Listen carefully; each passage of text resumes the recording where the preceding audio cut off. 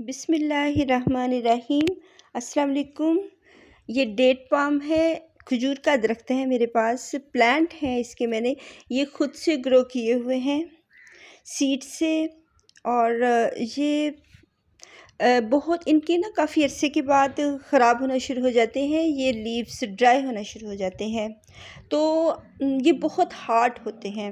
तो हम कहते रहते हैं कि इसको काटेंगे काटेंगे, लेकिन ये हम काटते नहीं हैं कि टाइम ही नहीं इतना होता कि हम इनको काटें। तो जब इसके लिए एक बहुत ज़्यादा तेज़ छुरी की या बहुत ज़्यादा जो तेज़ कटर होगा उससे ये काटे जाएंगे। बहुत हार्डी होते हैं, इनको काटना इतना आसान नहीं होता। तो जिस वजह से ये टाइम लगता रहता है। गार्डन में और भी बहुत सारे काम होते हैं इनको काटने के लिए। तो आप कोई हार्ड सी कोई चीज़ ले लें, जो भी आपके पास से अवेलेबल हो, तो इनको उतार दें। जो खजूर के ये जो मैंने सीड से ग्रो किए हुए हैं खजूर के प्लांट, और काफ़ी जगह पे ग्रो किए हुए हैं इनको। ये कुछ अजवा की सीड्स हैं और कुछ उसकी हैं जो होते हैं मबरूम खजूरें थी। जब हम अल्लाह के घर गए थे, अल्लाह ताला ने हमें हज पे बुलाया था, मैं और मेरे हस्बैंड गए थे। और बच्चों को तो हमने उम्रे पहले ही करवाए हुए थे। शुक्र है अल्लाह सोने का, अल्लाह सोने ने वो दिन दिखाए। और अब भी अल्लाह सोना वो दिन दिखाएं कि अपने हाज़िरी दें खाना काबा के तवाफ़ की। और वो ये जो मैंने हाथ से लगाए हुए हैं, और अल्लाह सोने ने हज अकबर कराया, जुम्मे का हज। अल्लाह सुना अब फिर दोबारा वो अच्छे दिन लाएं और दोबारा से अल्लाह सुना अपने घर बुलाएं। इसको हम किसी हार्ड जगह, हार्ड चीज़ से, किसी बहुत तेज़ चीज़ से, शार्प हो और हाथों की केयर करनी है, क्योंकि एक तो ये बहुत सख्त होते हैं, और एक जो चीज़ हम जिससे काट रहे होते हैं वो भी बहुत तेज़ होती है। और इनके जो लीव्स होते हैं बहुत हार्ड होते हैं, वो उंगलियों में अगर चले जाएं तो वो खून भी निकल सकता है।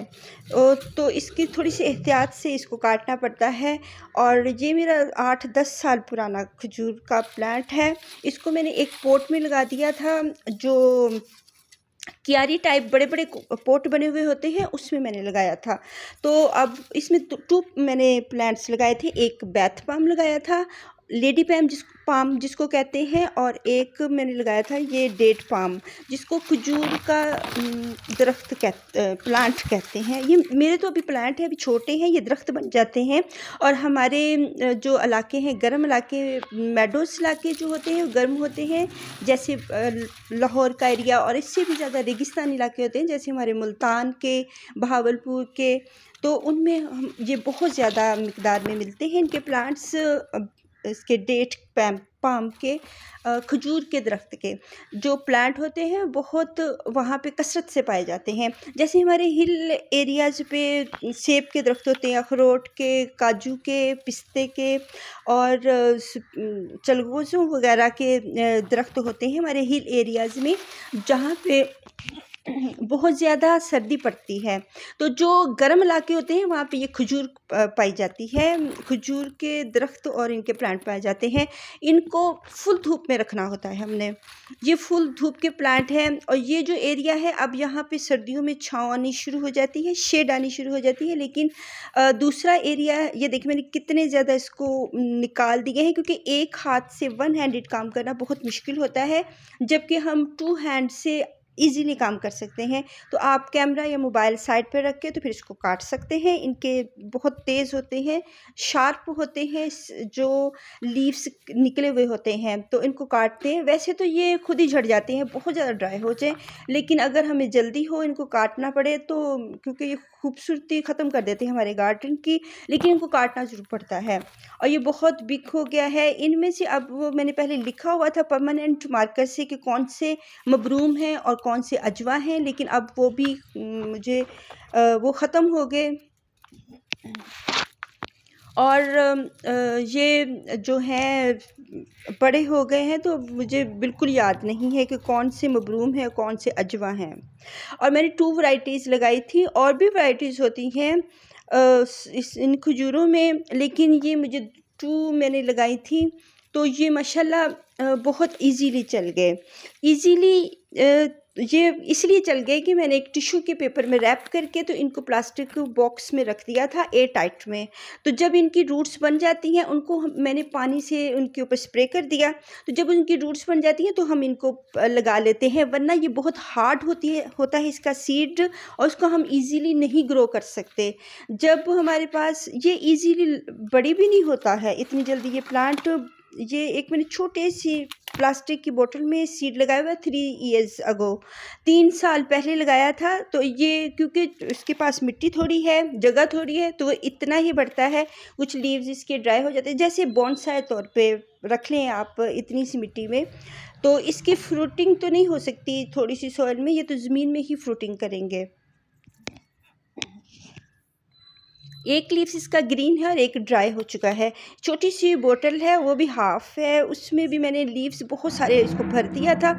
और वो जो सूख जाती है, मिट्टी बन जाती है, तो वो बहुत थोड़े से रह जाते हैं।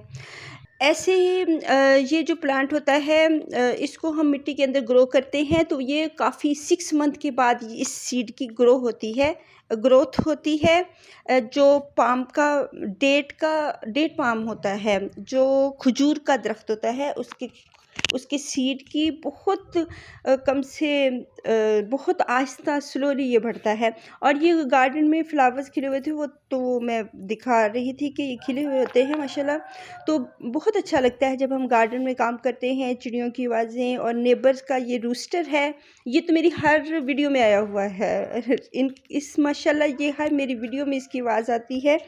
तो ये नेबर्स का शौक़ है उनका, आंटी का, ये साथ वाली हैं, इन्होंने ये रखी हुई है मुर्गियाँ रखी हुई हैं। डक्स के बच्चे भी छोटे छोटे बड़े किए थे। इन्होंने बच्ची से पैरट भी रखे हुए हैं, शायद उनका ही एक उड़ के हमारे घर आया था या किसी और जगह से आया था। तो वो थोड़ी देर के लिए हमने देखा, 1 घंटे के लिए, बाद में वो उड़ गया है, पता नहीं कहाँ चला गया है, बाद में नहीं देखा। तो ये मेरा प्लांट, इस एक क्यारी में मैंने 2 प्लांट्स लगाए हुए हैं। ये एक पॉट क्यारी है बहुत बड़ी सी। जब ये मैंने प्लांट लगाए थे छोटे छोटे थे, और इसमें एक बैथ पैम मैंने लगाया था, इसके बेबीज़ ये निकल रहे हैं, और साथ में डेट पाम। तो ये बहुत बड़े हो जाते हैं। अगर हम इनको वैसे शौक़ पूरा करना चाहते हैं तो हम बॉटल्स में लगा सकते हैं, लेकिन ये इनको फुल धूप चाहिए होती है। और पानी ना भी दें, जब मर्ज़ी दें, क्योंकि ये मैंने बादशाहों के सर पे ही छोड़ा हुआ है। ना तो बाथ पाम को इतनी ज़रूरत होती है वाटरिंग की, और ना ही डेट पाम को।